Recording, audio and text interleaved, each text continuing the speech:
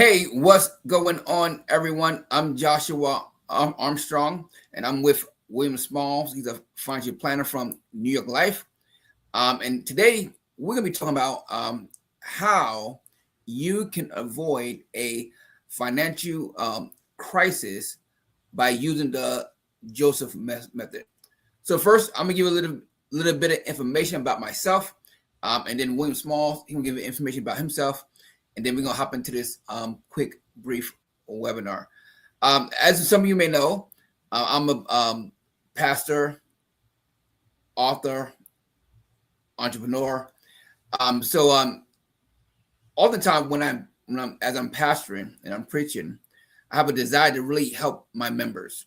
You know, we say God's gonna bless you, God's gonna bless you, but there's some work you must put behind it in order to experience the blessing that we are claiming. So as a pastor, one of my heartbeats is to make sure I give my members in the world all the information that I could that will help them do the work of faith, because the Bible says faith without works is dead alone. So, this past couple, I think 2 weeks ago, I was talking about how Joseph, how he got a dream and how he helped Pharaoh make sure that Egypt was good when the famine arose. This pretty much, then we talk, myself and William Smalls, we talk on various occasions about different things. And he talked about what he does, and I was talking about what I do. And I said, let's do a webinar for the people, and maybe we can help somebody. So, William Smalls, can you give information to the people about who your history and background? So, first of all, thank you, Reverend Jay, for having me on. And thank you for those who are participating, viewing, watching. My background is certainly been in sales for a good chunk of my career and my life. Then transition over to insurance and health and that discipline, and then have matriculated through licensing and registrations, handling investments, and helping our folks to save and position ourselves for the future. So that's my background, and I look forward to sharing whatever is applicable this evening. Great. So we're going to jump right into this because I don't want to hold nobody up. We're going to be only about 30 minutes long. So first, I want to talk to everybody about, there's a story in the Bible about a guy named Joseph. And make a little story short, he was sold into slavery by his brothers, and then he made it to the position of the right hand of Pharaoh, because Pharaoh had a dream, and then Pharaoh needed someone to interpret the dream. So Joseph was the one that interpreted the dream for Pharaoh. And the dream was that Egypt, the kingdom that Pharaoh was over at the time, was going to have 7 years of plentiful, of abundance, and then 7 years of famine. So Joseph came up with a plan. I said, okay, and these 7 years of abundance or plentiful, we're going to save for the 7 years of famine that will arise. So when I hear that and I read that, in my mind, it talks about really saving, because the reality about it is that there's always going to be a crisis. There's always going to be a crisis. If you don't have one now, give yourself a year or 2 or 3, and there will be a crisis. And somewhere with the crisis, finances is going to be needed. Whether it be health, whether it be a house, whether it be a car breakdown, I always get cut at a job, finances is going to be needed. So I have a question. What's the value of somebody being William? What's the value of somebody being financially prepared?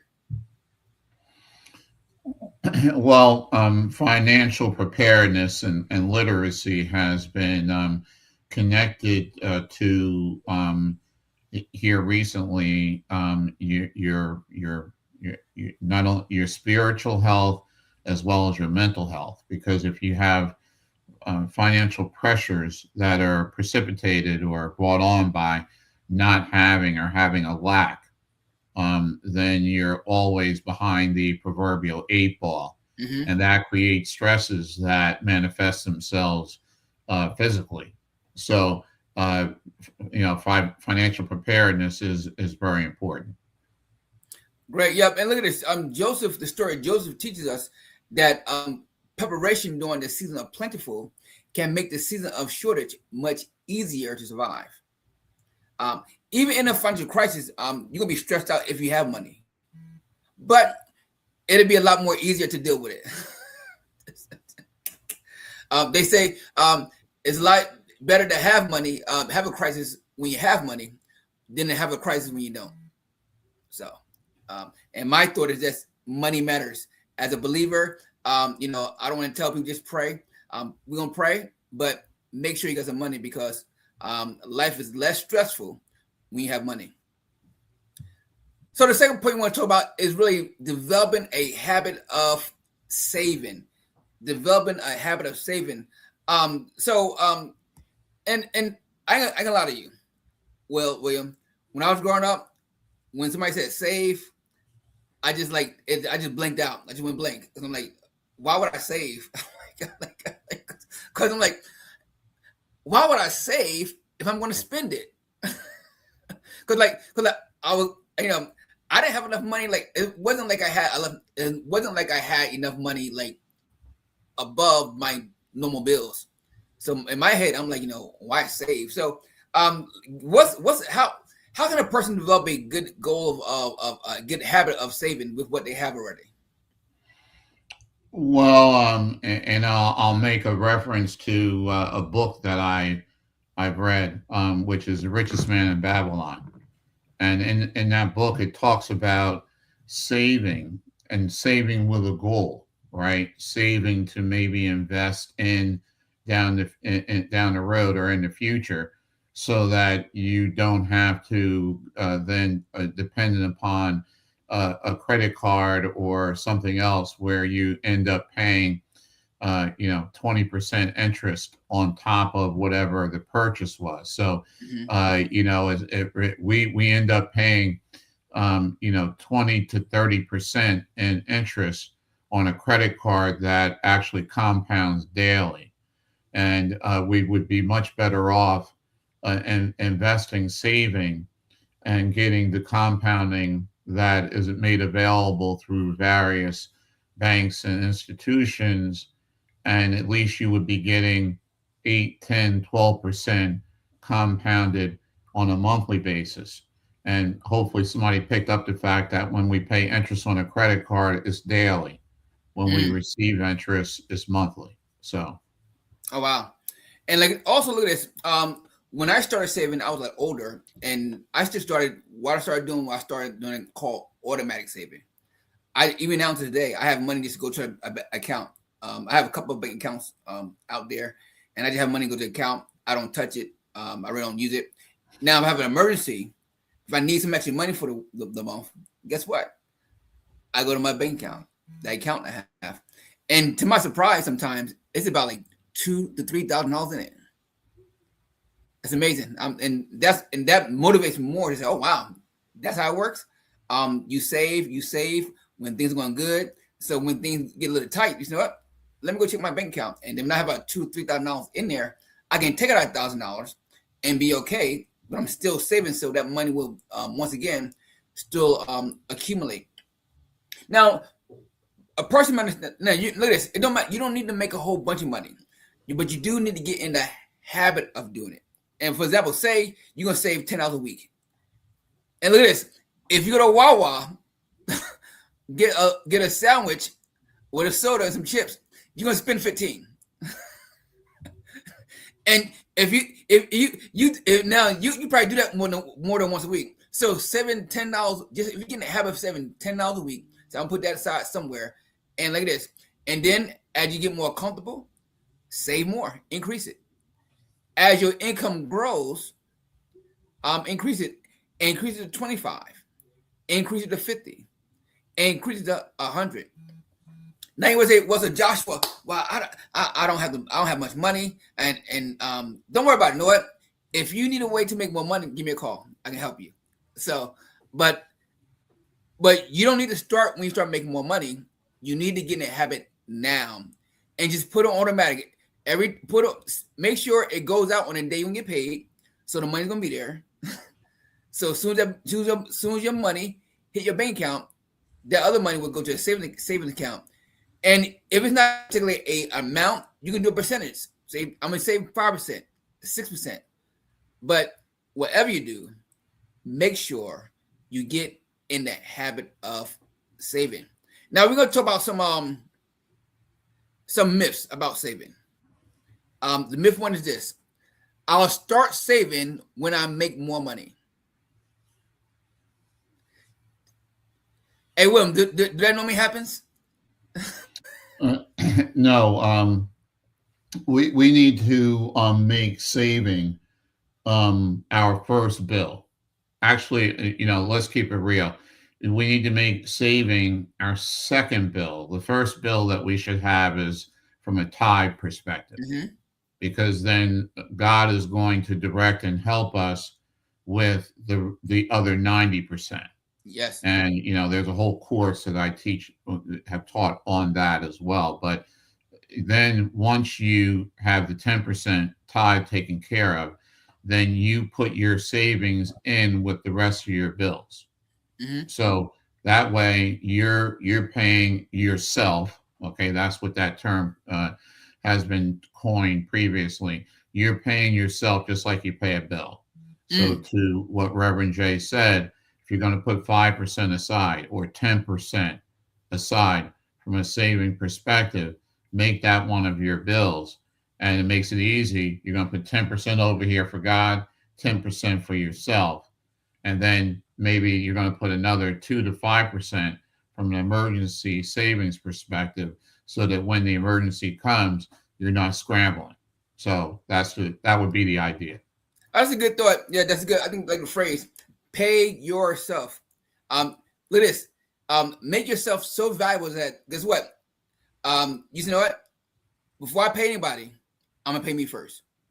You can take a percentage out, and then you know what? Then I'm gonna save money in my emergency fund, just to accumulate. So if anything happens, I need a tire, the car, I can just go to this account here and take out a couple $100 or 1,000 and take care of this need instead of panicking.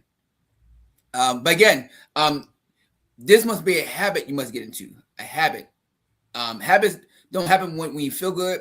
Habits is something you make a decision to do, and it's gonna be better off when you do it. Now, ladies, we talk about if you start saving with compound interest. we talk about this saving where you put the money in a bank account, and it accumulates because you're not touching it over weeks, days, and weeks, and you have access to it. So, next point is this.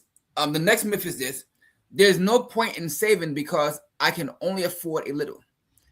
Look at this. Sometimes something is better than nothing. If all you can save right now is $10, begin with $10.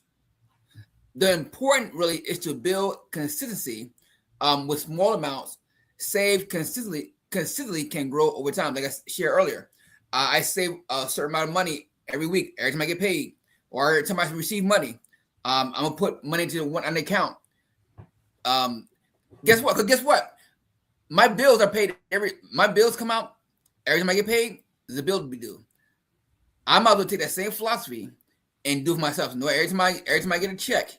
Now, I get more than one check a week because I have a business and I have a job. So I have more than one check that comes in. So if I develop the same philosophy, you know what? I'm gonna take out $50 and put it to the account. So when I need money, guess what? I have it. So then the third myth is this: savings means I can't enjoy my money. Now, hey, when you speak on that real quick, this says savings means I can't enjoy my money. The myth is that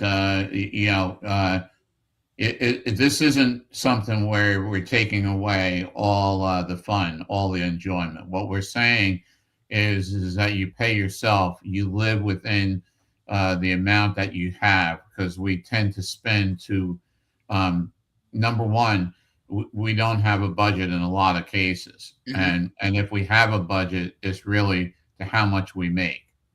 Okay, so okay, I make $100. I'm going to spend 105, right? Mm-hmm. Which then you're $5 in the hole every week. Whereas if you said I'm going to spend 70%, so now you have 30%. That's whether you're going to put 10% towards tithing, like we talked about, 10% towards savings, and maybe 10% goes towards entertainment. Mm-hmm.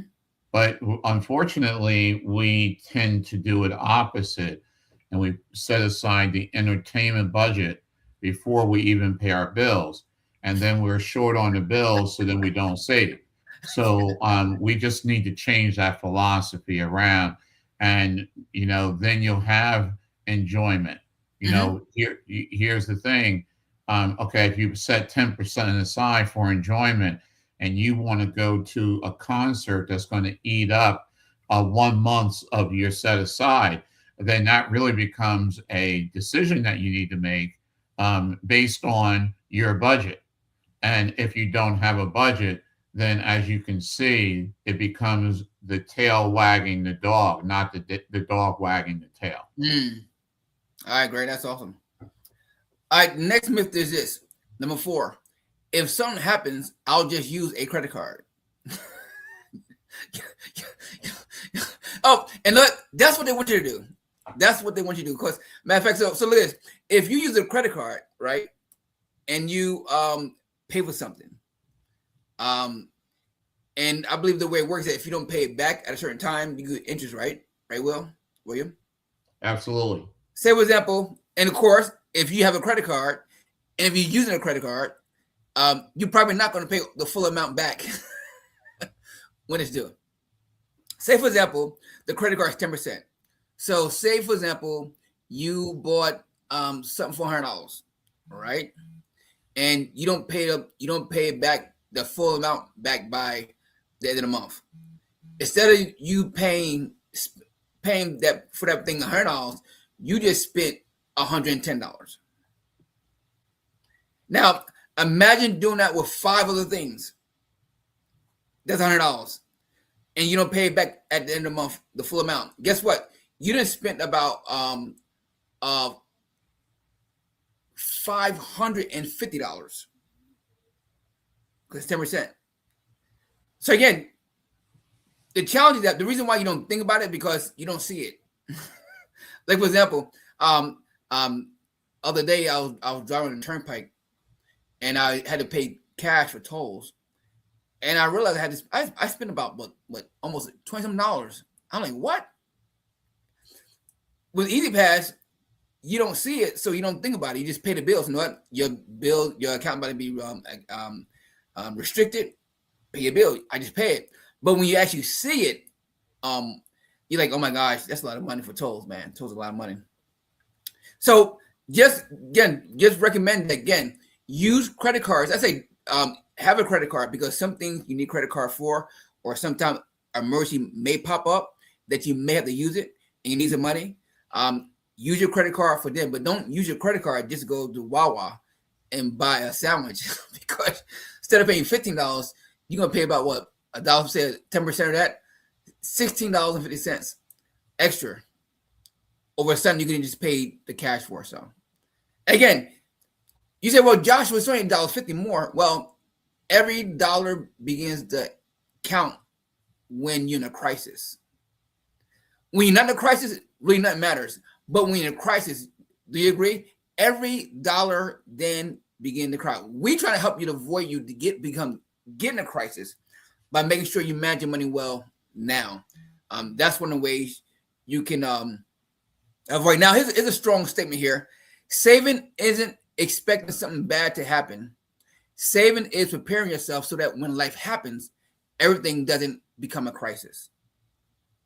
And life will happen. And like they say these days, life do be lifing. So once again, now also before we get into the how to long-term saving, we're going to tell you about 4 ways to save, 4 reasons to save.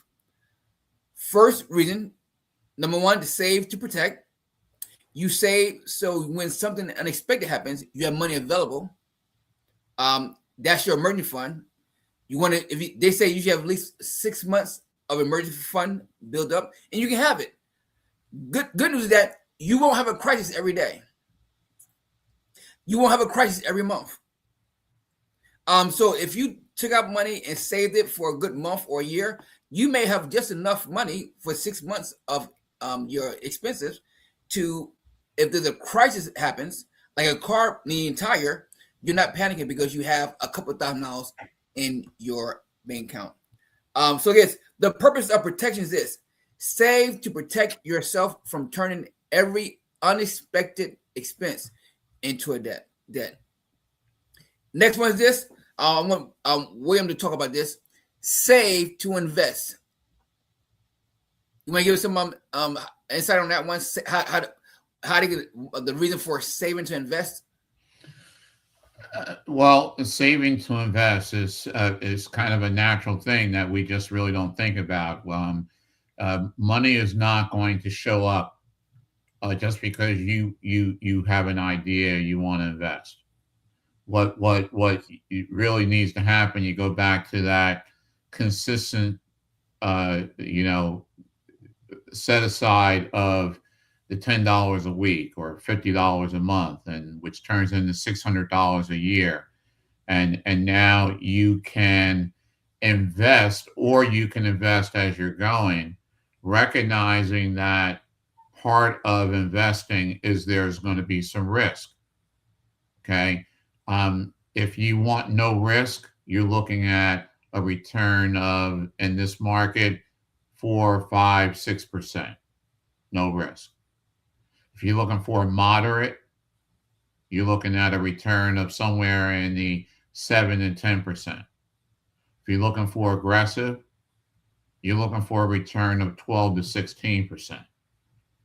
Now, everybody wants 12 to 16%, but what also comes with the conservative is a low trajectory of increase. What happens with moderate is there's a little bumpy, not crazy. Everybody wants aggressive, but everybody doesn't want the gyrations of aggressive. So the first thing is what type of investor you are.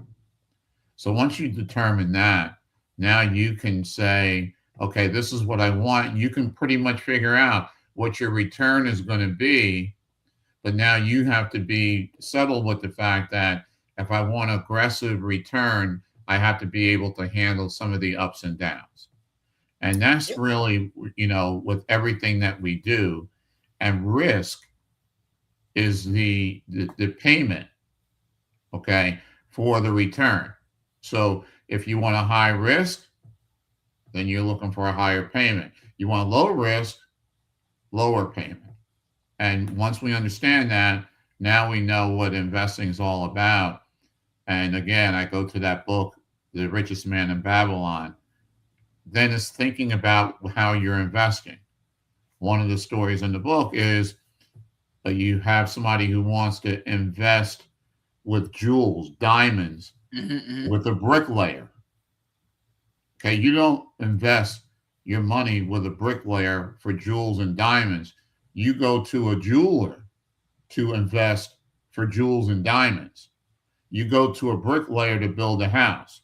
So it's really understanding and educating, okay, and using common sense. And a lot of times when we don't do investing, saving consistently, then we're chasing high returns. Then we lose a lot of money. Then we say we don't want to invest anymore.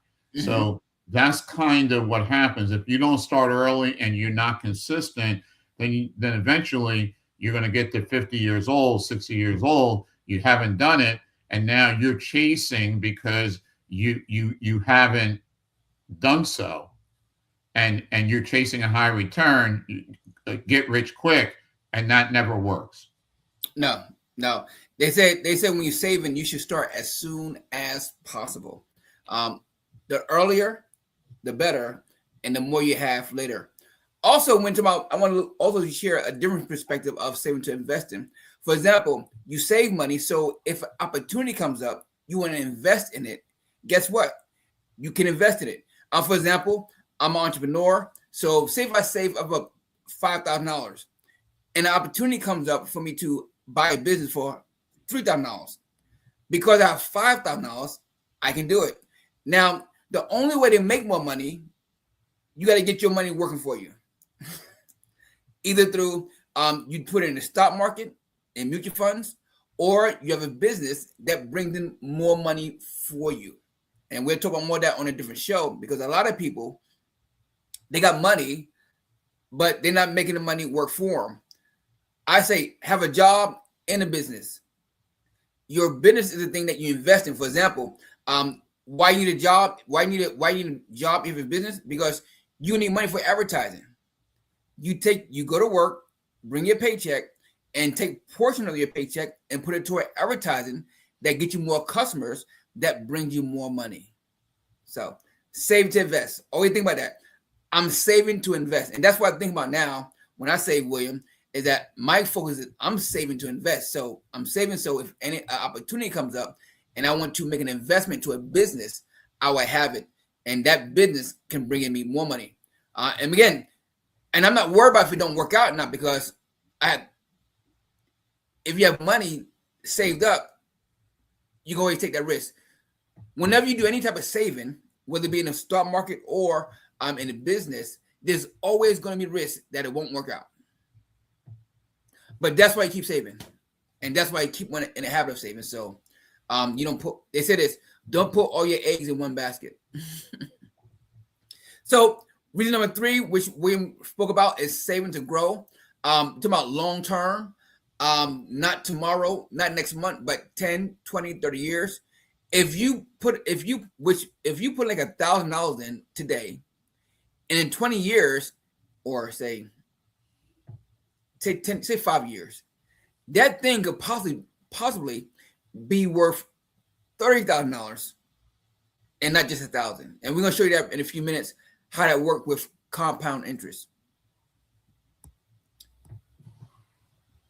So next one is this. You want to save for 2 reasons. One, immediate preparation, and future preparation. You want to save for your life now because things will come up. Christmas is coming up soon. You want to be saving for that. And then you want to save so when you retire. Because if you make it to retirement, the worst thing to do is to get to about 65, retire, and don't have enough money to live off of. And of course, if you start saving now, which William's going to talk about, and put it in a stock markets with compound interest, it can be way more than what you actually invested into it. So we're gonna talk about this real quick. We're gonna put up a screen, a chart.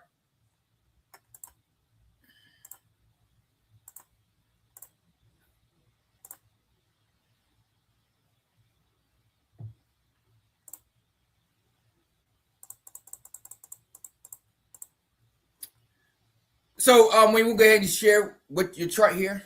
I'll just do the clicking.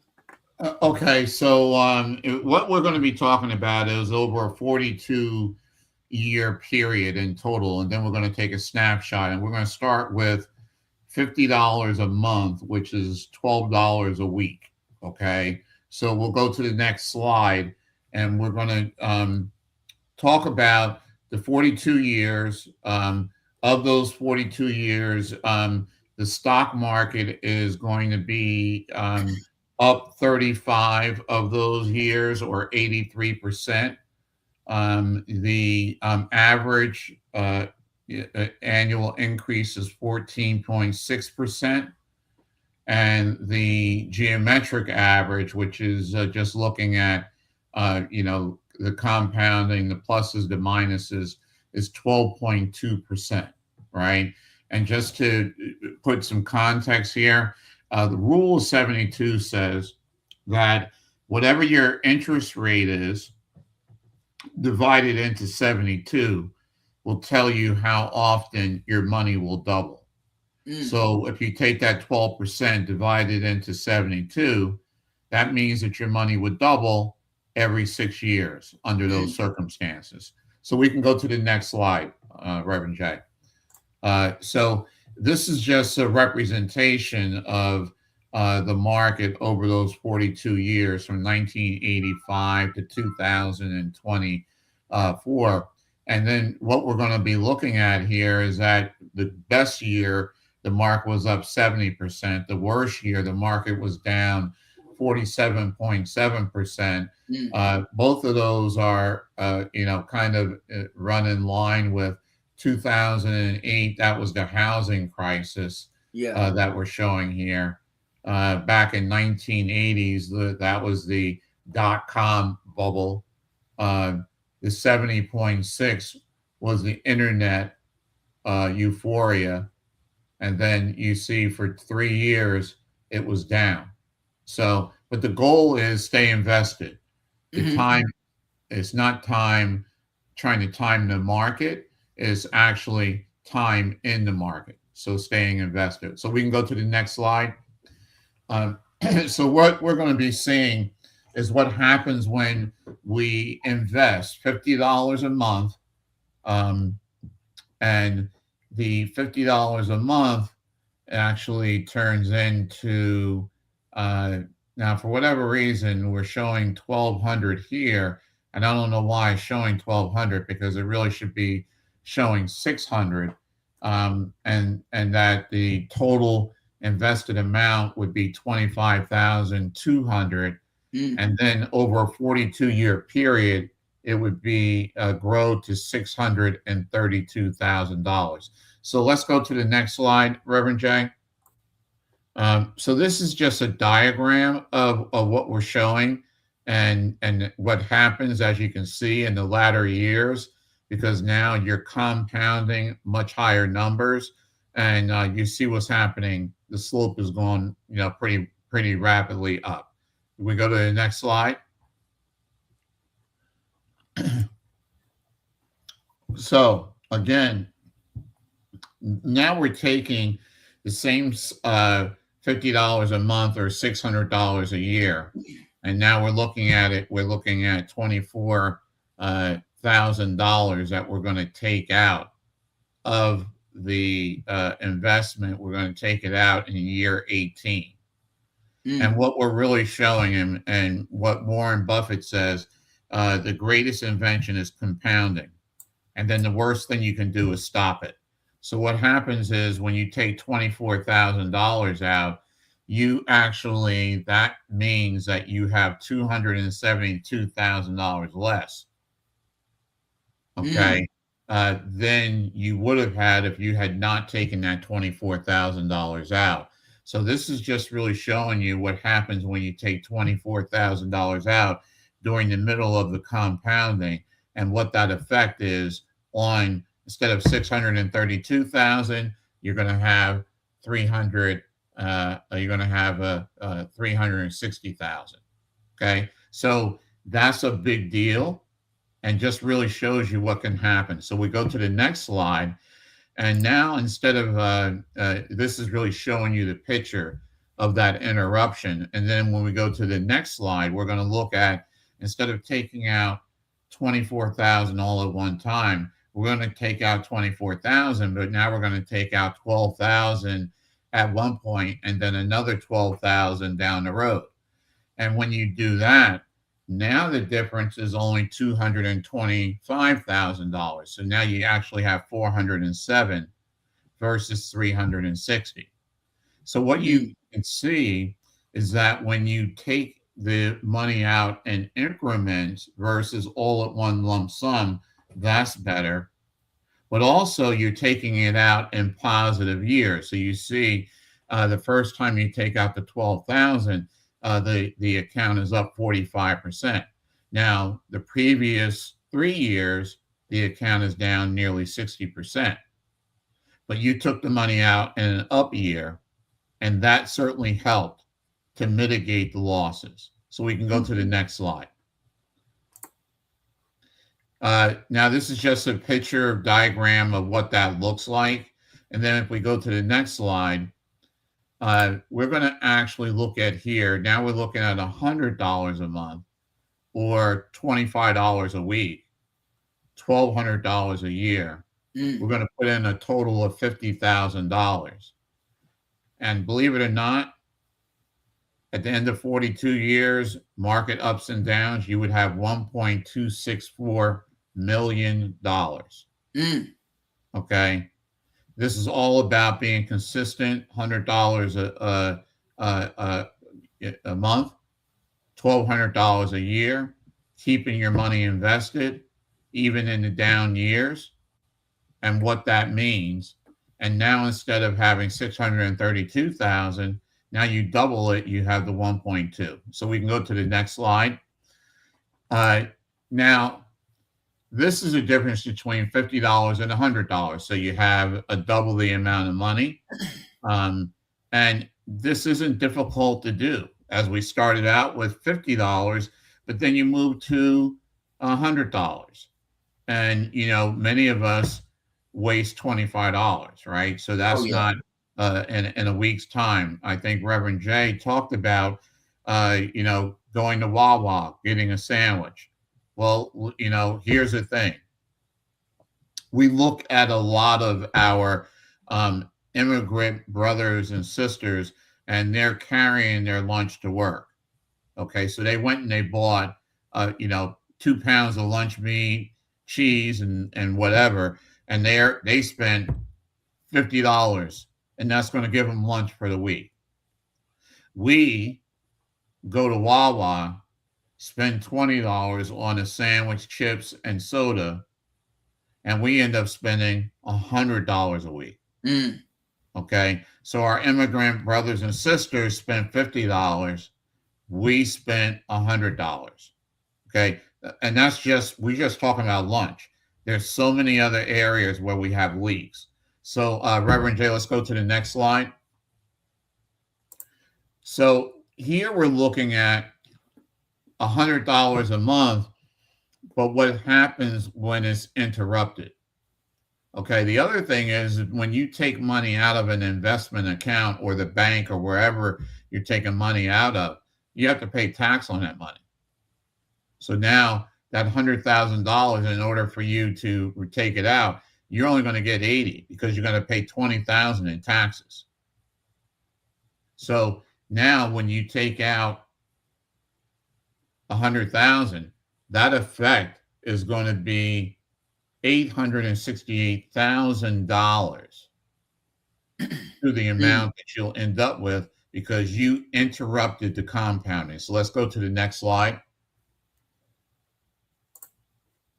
So here we see the result. Instead of you having $1.264 million at the end of 40 years, you're only going to have 318,000 because you took 100,000 out. Now maybe you needed it, and maybe this was your emergency fund, and maybe this was what it was all for. But if this was your retirement fund, you just took $800,000 out of your retirement because you interrupted it with $100,000. Oh, wow. Okay, so that's what that looks like. If we go to the next slide. So this is just a summary of, what happens when you take money out, the taxes that are associated with it, the spendable dollars. And I can make this available to someone through Reverend Jay. We go to the next slide. I think that's the last slide that we have. Okay, so basically a summary. If you put $50 away a month and you do it for 40 years, you could have invested, and this is invested in American Funds IS Growth.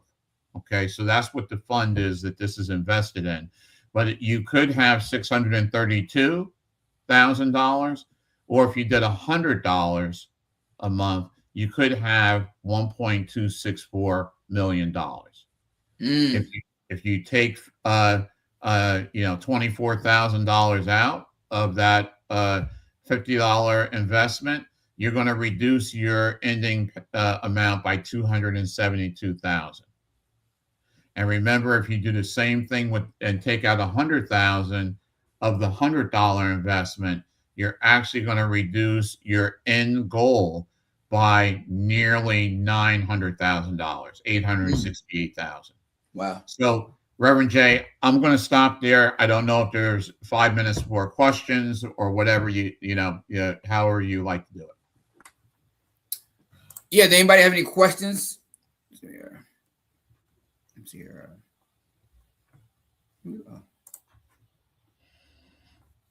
There we go. Great. Anybody have any questions? Let me see here. Check my group here.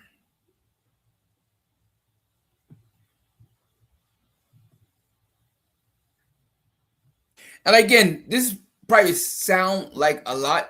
It is, but this is why you get with a person like William, to sit down and with a financial planner and say, you know what, this is where I want to go. You tell them where you want to go, they will be able to help you get there.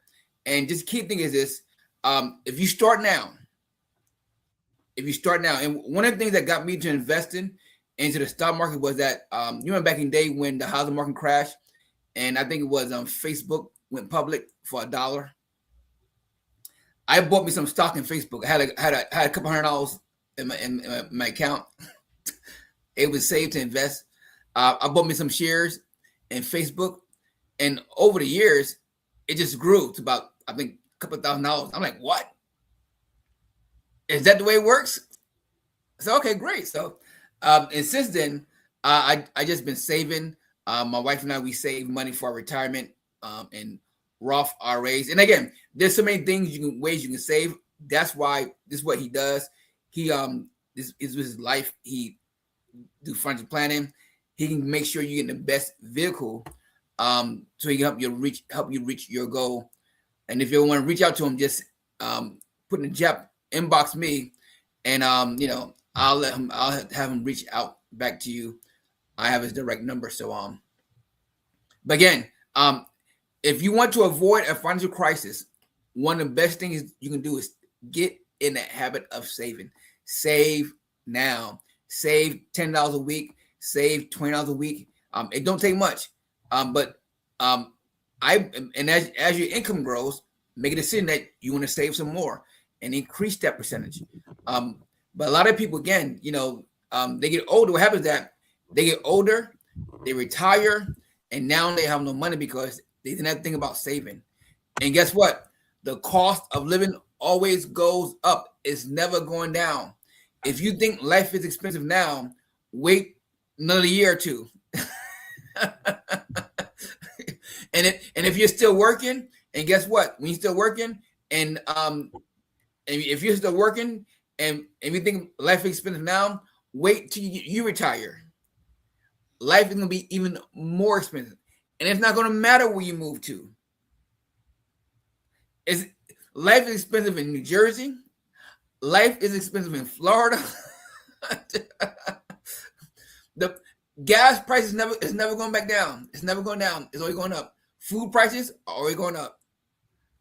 Only way to avoid the crisis is to make sure your money is going up faster than the cost of living, and make sure you have money in compound interest. Because again, when your money in compound interest, your money just takes off. It's crazy. You didn't have it for a year or 2 or 3 years, 4 years, 5 years. Then you look at the bank statement. You can have about $20,000. It happens just like that. So, and just again, as a pastor, my heartbeat is to not just have people shout and dance. I want to give you some real practical things you can do today that can change your life forever. So when you come back to church on Sunday, you have something to shout about. Hey, we're about to close out. Do you have any closing remarks for anybody? No, I just really thank you for the opportunity, Reverend Jay. I do appreciate it. And when, just as talking about investing, we generally go to the store We, Christmas is coming. We go in with Christmas sales, or back to school sales. But when the stock market is on sale, that means when it drops. Mm-hmm. Okay, when the stock market is on sale, we run. We need to get ourselves into a position, get our mindset to the point when the stock market drops, pick stocks that we would want anyway. Okay, whether it's Amazon or whatever it is. Stock market drops 10, 15%. Don't be the one sitting on your hands. Be the one that goes out and buys.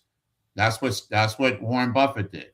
He bought when the market dropped. So when the market comes back, and it always does, now you're in a better position. You bought something at the right price. Don't be the one that rushes in and wants to buy at the top of the market, because now that's not investing. That's not thinking. You want to be the prudent investor. Same thing goes with a house. Don't be the person running into the new neighborhood to buy a house when the market is high. The market's going to come down. It's going to come down. You may not get the color house you want. It may not be on the exact street, but you'll be able to pay for it. So thank you very much. And once again, this is why you save. You put money away, $10 a week, $20 a week.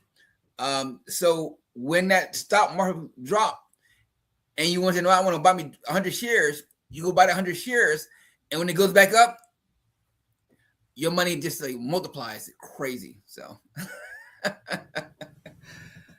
right, guys. Hope you enjoyed this. Hope you were blessed by this. Hope you apply some of this stuff to your life. Once again, if you want some financial advice from Will, you can reach out to him. You can just inbox me, and I'll make sure he'll contact you. We're gonna do more of these because again, there's more to it. And we're gonna talk more about this in the future. God bless you, and talk to you soon. Have a blessed day.